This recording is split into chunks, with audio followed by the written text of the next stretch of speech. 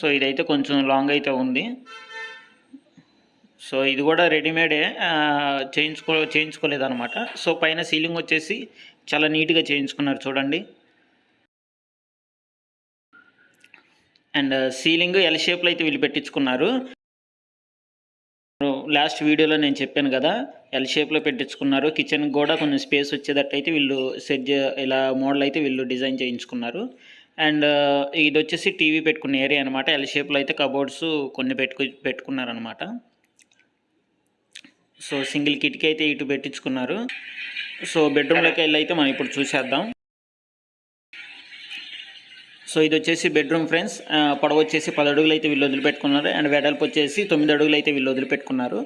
And double cot ఒకటి పెట్టి మళ్ళీ ఇంకా కొంచెం స్పేస్ అనేది ఉందన్నమాట. సో పైన సీలు కూడా చాలా సింపుల్గా అండ్ బాగుందన్నమాట. చాలా బాగా చేయించుకున్నారు.